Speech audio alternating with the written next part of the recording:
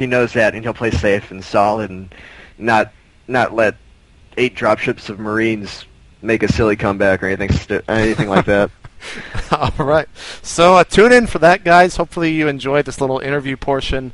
And now you all get to see how bad of a player I am. So this is basically, we're going to be promoting IDRA's coaching here. Why don't you tell them a little bit, first off, to where they can go sign up or possibly look for coaching for yourself and how much it actually costs. Yeah, GhostDudeCoaching.com. It has me and a bunch of other great coaches, a bunch of the EG guys like In Control, Machine, and Inca, as well as some others who aren't associated with EG. It's just a bunch of great coaches. As far as I know, it's the only real coaching site that gets much attention at all that really works well. And we just updated the site. We have a new calendar scheduling system that's mostly automated. It makes everything a lot easier. It's just a great site if you have any desire at all to get coaching from all levels. We have coaches who I think are like $20 an hour. Me personally, I am $150 an hour. A lot of people balk at that, but it's really because I have a lot of other things going on right now, and it really has to be worth my time to coach. So that's what I feel makes it worthwhile. Now, let's talk about kind of your coaching methods. From what I gathered earlier when we were talking a little bit about this briefly, this is how it's going to go down. We're just going to play a simple 1v1, and then I believe we're going to watch the replay afterwards and kind of talk about the things that I did wrong and the things I did right, correct? When I coach...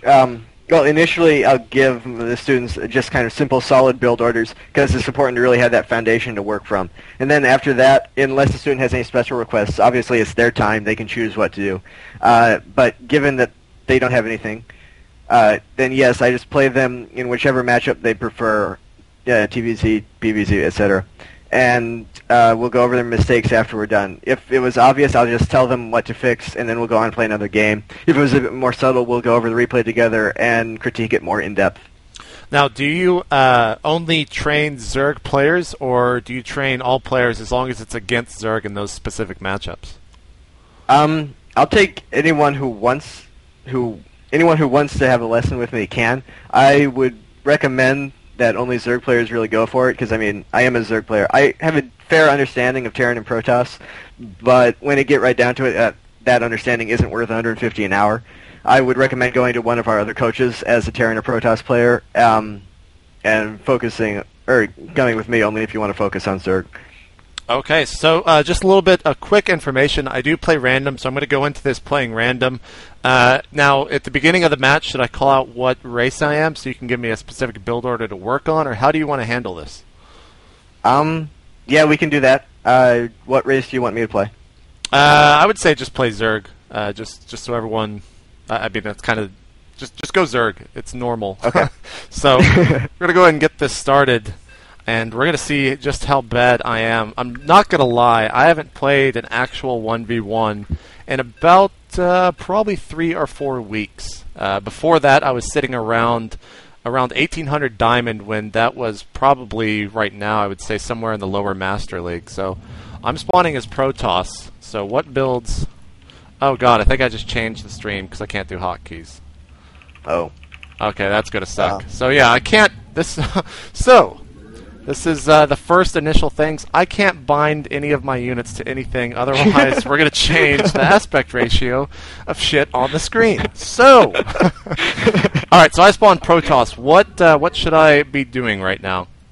Do you want to try to cheese me or play a straight up game? Let's go for some cheesing.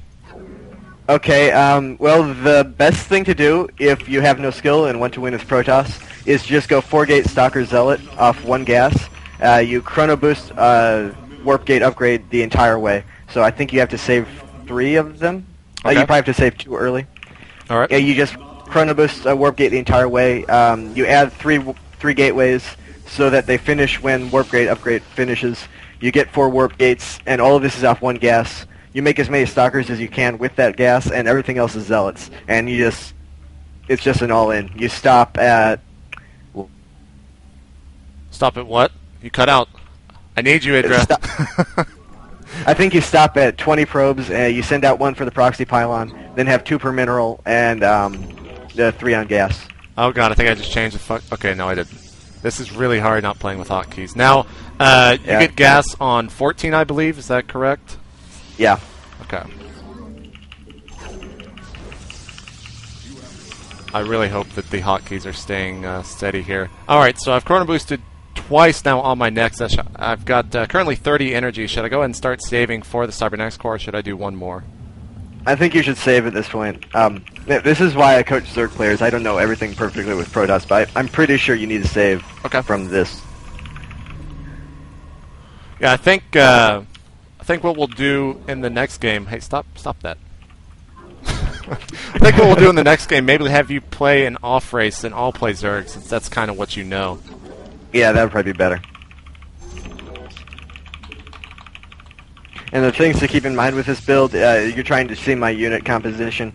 If I am going pure Zergling, like I probably will be because I feel that's the best counter, then you're going to want to wait a little bit and get a ton of Zealots, because that's what counters it. Okay. And if I'm doing a more normal anti-rush build, I'm just going to Roaches, then you want to focus on Stalkers as much as possible. Alright. I probably should have mentioned this earlier, but it's good to scout early so you can make sure you block the expansion with your probe. Right.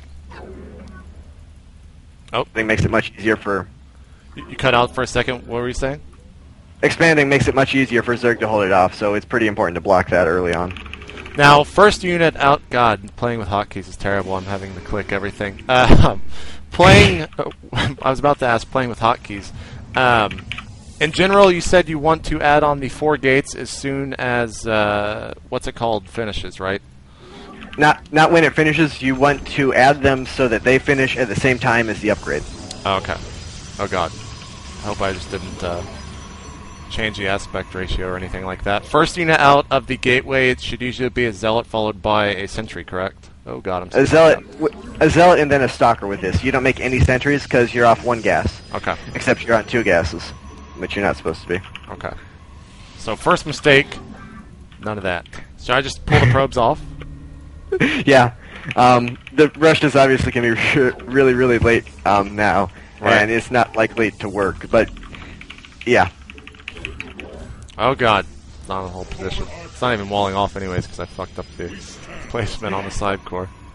Yeah, when you're doing that, basically you always want to, when you're building the building, you want to start out with the wireframe like flush against the wall and then just move it 1 matrice away. That's the easiest way to make sure it's going to block. Alright. And in terms of forward pylon, do you have any specific area where you think it's best on a map like this? On Zelnaga in particular, it's good to make one in the... Oh, you cut out. I made one next to...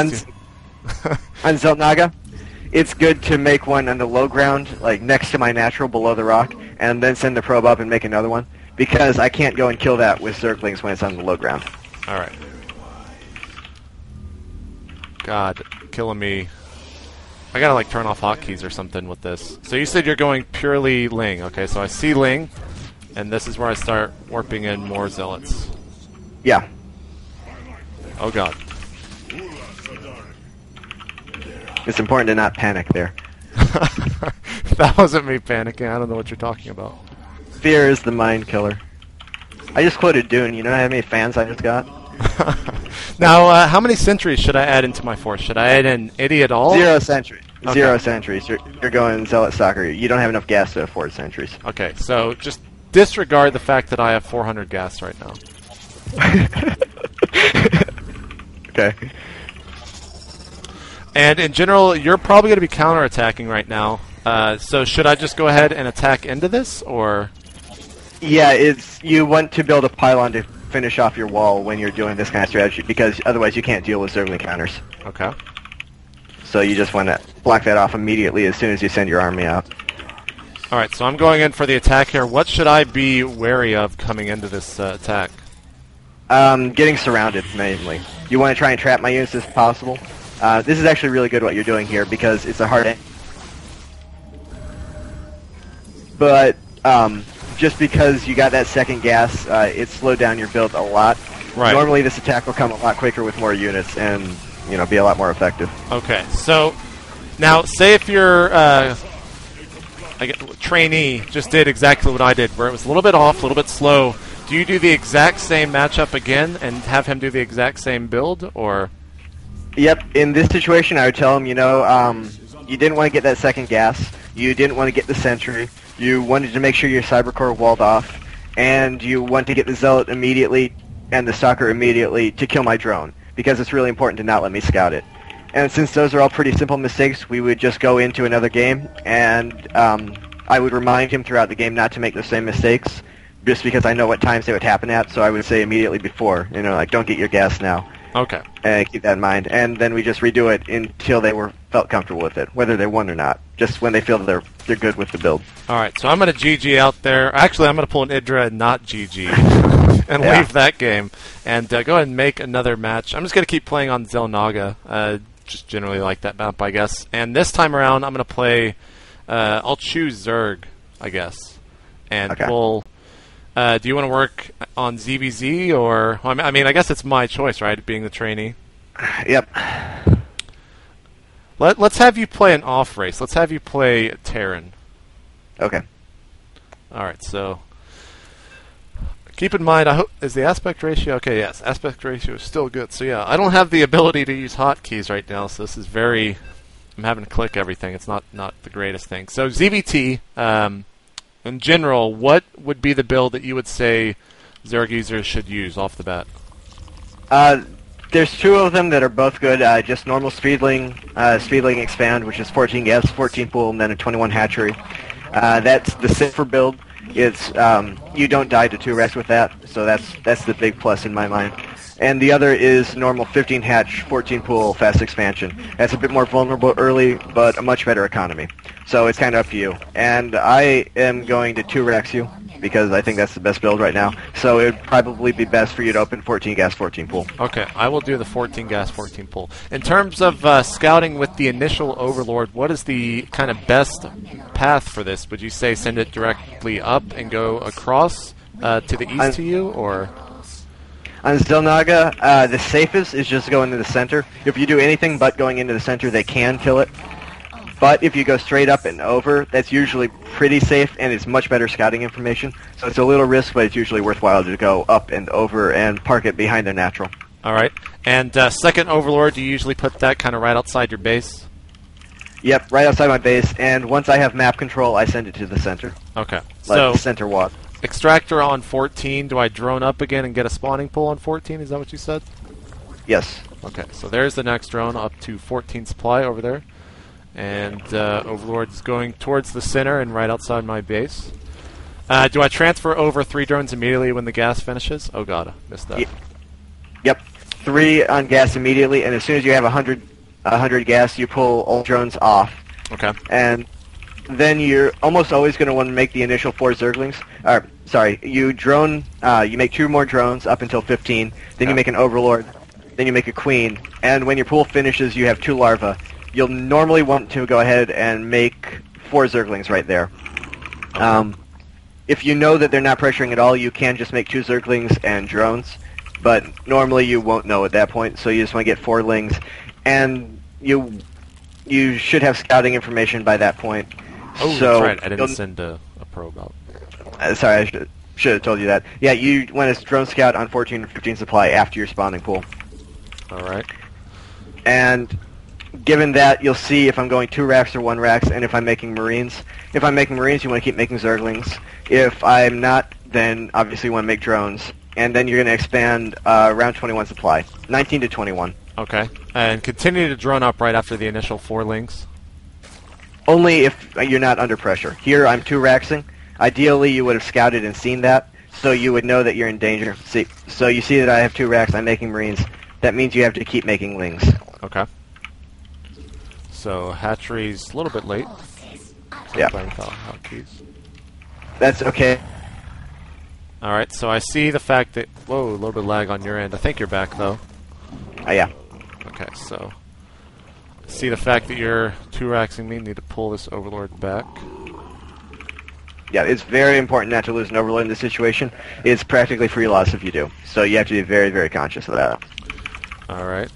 Third Overlord, excuse